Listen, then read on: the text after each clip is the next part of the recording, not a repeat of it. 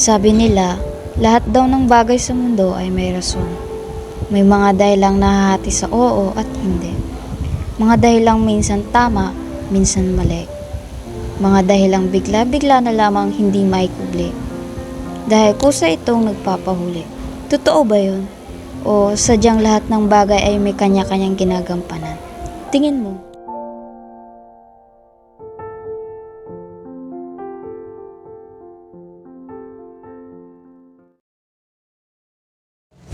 Uy, tulala ka na naman. Ilang bas nang duman hanggang ngayon di ka pa rin nakakapag-decide? Bes, nakapag-desisyon naman na ako eh. Hindi na ako tutuloy. Ikaw lang tong ayaw pumayag sa desisyon. Paano hindi ako papayag? Gaga ka ba? Biyaya tong dumating sa'yo. Magising ka nga. Hindi naman kasi ako after acknowledgement, Bes. Okay na sa akin yung sumusulat na lang na hindi nakikilala. Tutuloy tayo kahit anong mangyari. Ready ka na ba, Bes? Ayun ka nga sa akin, ayusin ko yung makeup mo. Umuwi na lang kaya tayo, Bes. Gaga ka ba? Sasayahin mo lang pamasahe ko, ganon? Panggatas pa naman yun ni Candy. Kinakabahan kasi ako. What if husgan ako ng mga tao, di ba? Husgan? Hindi na mawawala sa tao yung husgan. Bes, Sa totoo lang, hindi ko alam kung tama bang hinayaan kung hatakin akong ni Benji dito sa Kelly Talks. Hindi ko naman na talagang balak pang pansinin ang alok nila sa akin. Pero bigla naisip ko si Papa. Kahit pa paano, gusto ko namang mapasaya siya, pumalakpak sa akin. Pambawi na lang sa nagawa kong kamalian. Kaya naman, bahala na.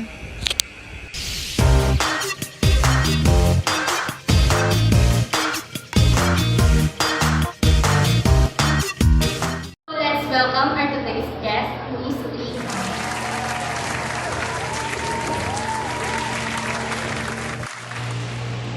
Nice to meet you, Iha. Nice to meet you. So, kamusta ka naman? You're so pretty pala in person. Wala, salamat po kay Rick po maganda. So, alam mo naman kung ba't nandito.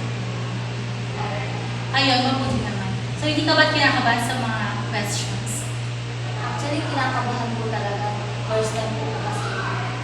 Oh, me and my team of these TV shows feel honored. So, totoo palang ilagkas sa mga interview. So, bakit Iha? Sa mga sandaling ito, hindi ko alam kung dapat ko na bang simulan ang pagkukwento. Mukhang nabigla ka sa bakit ko. So, ito na lang. Easy questions muna tayo. What is your real name? I am honestly curious kasi sa pangalan mo. You are known as what? Liham po. Oh, Liham. Pero hindi yun yung real name mo, right? Yes, actually palayo ko po siya. Bigay po siya ng papa ko. My real name po is Liana Hamelia. Pag pinaikli, Liham po. Super amazing ha. Nice name. Salamat po. Wait, medyo nabibitin ako. Can you please introduce yourself to us? Hello po, ako po si Liana Hamelia Civiliano, 23 years old, a mother of 2 kids. Oh, plus a famous author. Ba't hindi mo sinama iyon? Hanggang ngayon pa rin po hindi ako makapaniwala. Nahihiya pa rin po. And why is that? Nang sandaling tumitig sa akin si Miss Kenny at ngumiti, alam ko na ang ibig sabihin niya. Life sometimes feels like riding a roller coaster. Napatunayan kong kasabihan yan 16 years ago. 7 taong gulang ako nang marinig kong malalakas na sigawan ni na mama at papa.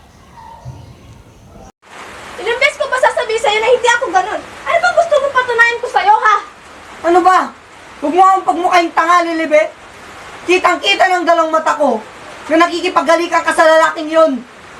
Anong gusto mong iparating? Nasa ating dalawa ako ang masama? Sige nga, sino bumubuhay sa pamilyang ito? At ngayon, susumbat mo sa akin yan? Masama? Masama pang ipamukha ko sa'yo? Ha? Totoo naman na kung bumubuhay sa pamilyang to, baka nakakalimutan mo, Robert. Sinabi ko naman sa inyo na akong bahala, di ba? Pero Pero dahil balbado ka, akong nahirapan. Punyeta, paano mo kami matutulungan kung ganyan ang mga paa mo? bakit? Kasalanan ko ba na ganito ako? Hindi ko naman ginusto na maging ganito ako ah.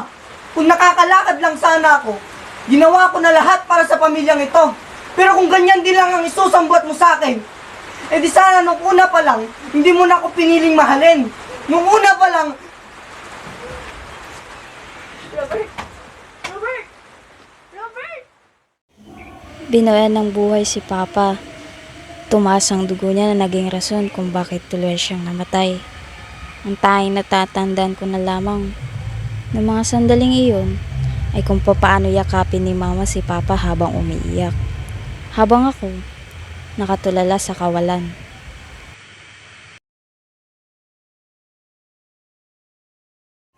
Mula nang mawala si Papa, hindi na katulad noon ang buhay namin. Madalas nawala si Mama sa bahay at madalas na umuwi ng madaling araw. May mga pagkakataon na sinusubukan kong hintayin siya pero nakakatulog na ako sa sala.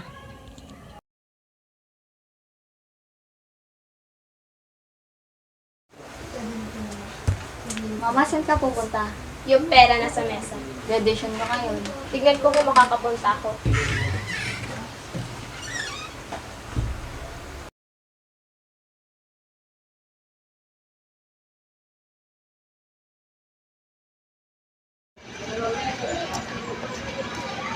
Oh, teka, Liha.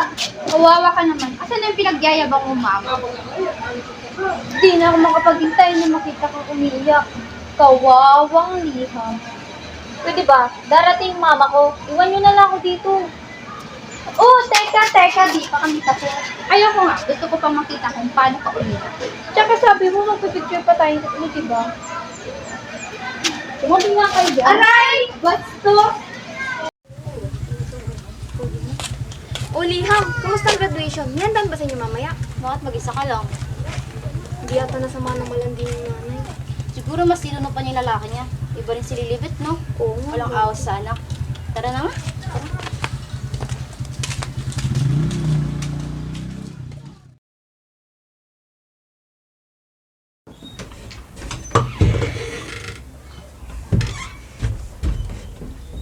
Uy!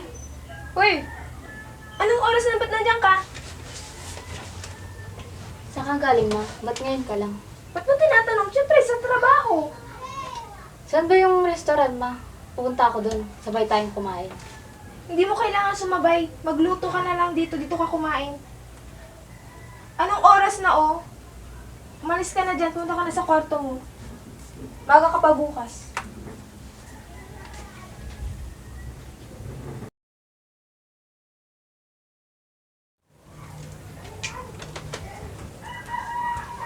Hindi ako makakauwi mamaya. Iniwan ko yung pera sa drawer. Kunin mo na lang. Pag tinamad ka magluto, bumili ka na lang ng ulam sa labas. Sige po. Ingat, ma.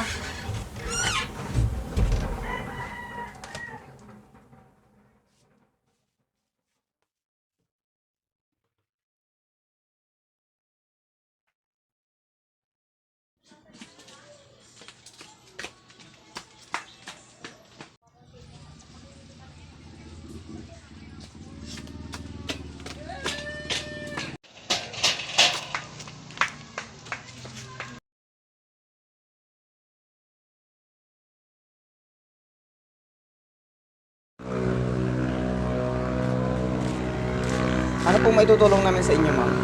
Gusto ko lang po kumpirmahin kung dito po siya nagtatrabaho. Sino po sila? Si Lelebet Sibiliano po.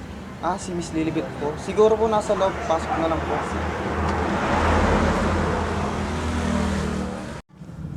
Pre, may babae oh. Ang kinis mo naman, Iha. Ba't tila parang naliligaw ka? Bago ka lang ba dito?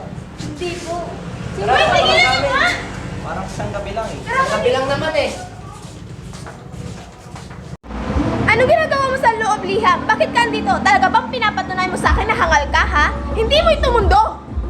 Eh, ikaw, mama, bakit ka andito? Anong ginagawa mo dito? Kung hindi ko ito mundo, ibig sabihin ba nun mundo mo ito? Umuwi ka na, Liham. Sumagot ka, mama. Anong ginagawa mo dito? Bakit ka andito? Hindi ko kailangan magpaliwanag sa'yo, Liham. Alam ko kung ano ang tama at mali. Hindi ako uuwi dito hanggang di mo sinasagot ang tanong ko. Umuwi ka na, Liham. Ayun na nga eh. Kung alam mo ang tama, bakit ka nandito sa mundo ng kalaswan? Hindi ba't binibenta mo yung puri mo? Hindi. Wala kang karapat na pagsabihan ako niyan, Liham. Anak lang kita. Anak lang kita. Yun na nga eh. Anak mo lang ako. Anak lang na hindi mo maiparamdam na anak mo lang ako. Umuwi ka na, Liham. Eh di pinatunayan mo nga na isa kang bayarang babae? Wala kang karapatan, Liham. Umuwi ka na, hindi kita anak!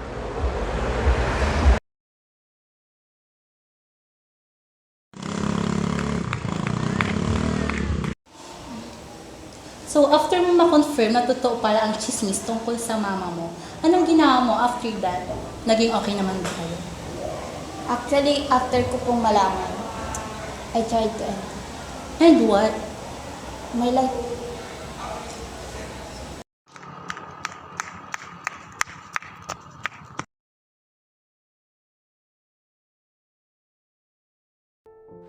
Anak, nakikita mo ba si Mama? Mahal na mahal ka niya. Hindi nga lang halata.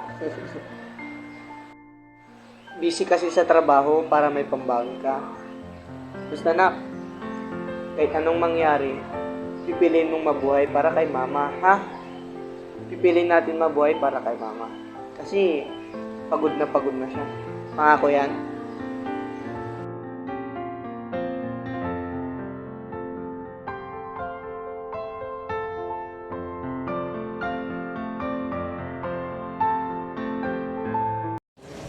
Kaya hindi mo na yun tinuloy.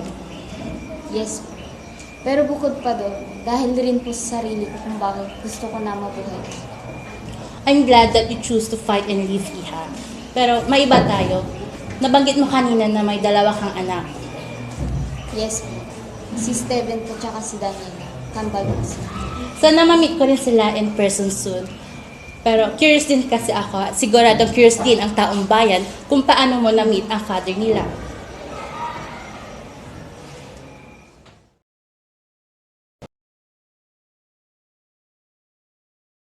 Ka na girl, tigilan mo na yan. Pwede ba? Huwag mo kong pigilan. Babayaran ko naman eh. Alam ko may pambayad ka naman, pero girl, natatakot ako baka hilahin ka ng sino-sino lang rito. Eh di mas okay. At least, malalayo na ako sa poder ng sinungaling kong nanay. Hala, ang sama mo naman. Maawa sana ang Diyos sa'yo. Basta ako, hindi ako nagkulang sa'yo. Sa'yo na nga yung bote.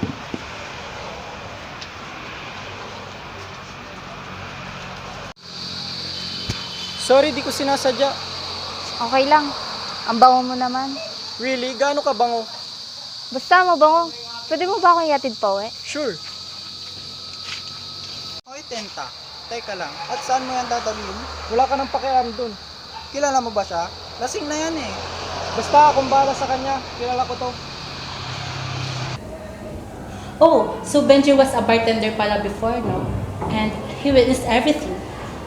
Yes po. And eventually, he became my friends also. And that night, something happened between you two and Tyner.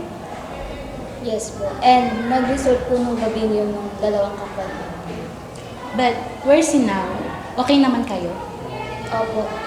Hindi ko nga po na-expect na after that night, he will accept the responsibility.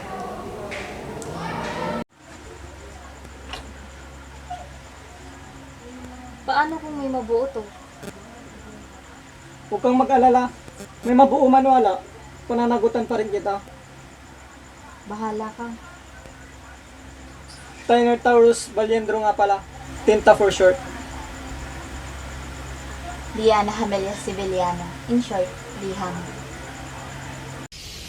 So talagang gulat ka nang sabihin niya sa'yo, kaakuhin niya kung may mabuo man kayo. Yes, never ko po kasi nakad. And you think he is the one already? Sa ngayon po, opo, tingin ko siya.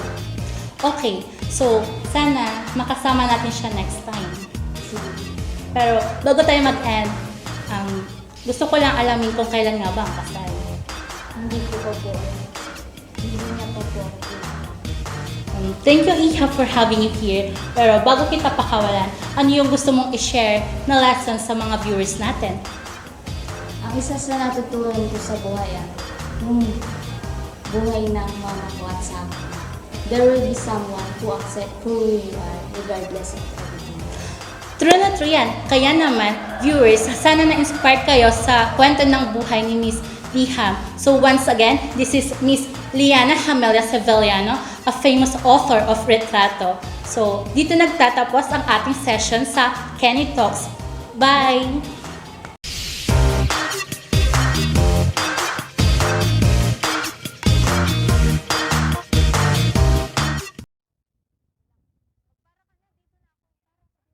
Para po. Para po.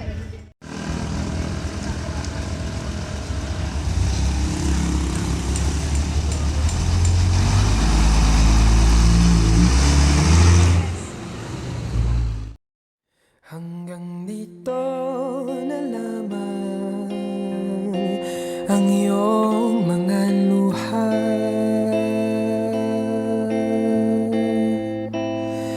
Tama na, tahan na.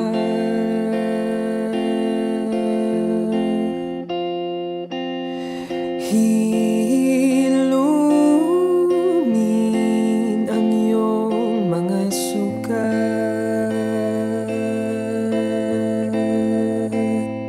Bighati,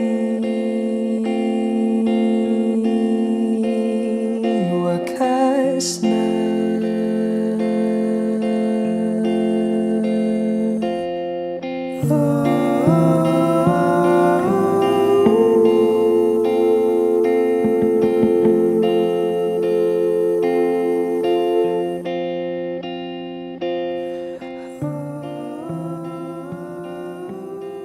Anak, kamusta ka na? Isa yan sa mga bagay na gustong gusto kong itanong sa'yo pero kinakain ako ng hiya. Pero bago ang lahat, gusto kong humingi ng tawad sa'yo. Patawad kung hindi kita nasama sa graduation mo. Alam mo ba, proud na proud ako sa'yo nung binalita mo sa akin na ikaw ang valedictorian sa school niyo. Hindi mo man ako nakita pero nandun ako tinatanaw ka sa malayo. Mahal na mahal kita, anak. Hindi ko man masabi sa'yo ng personal at maparamdam pa, pero gusto ko sa pamamagitan ng liham ko na to ay malaman mo ang totoo sa likod ng pagiging masama ako sa'yo. Ingat palagi, anak. Pangako alagaan ko ang sarili ko rito upang sa susunod na pagkikita natin, malinis na akong harap sa'yo. Nagmamahal sa'yo palagi ang iyong natatangi, Mama.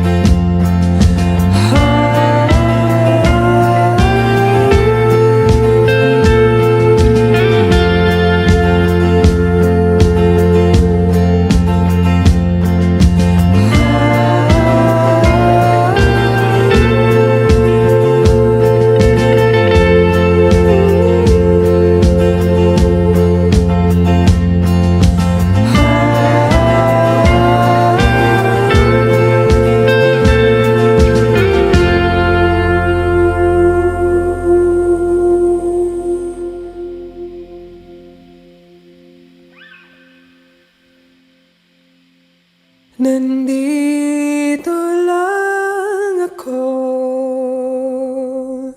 umaakay sa'yo. Nandito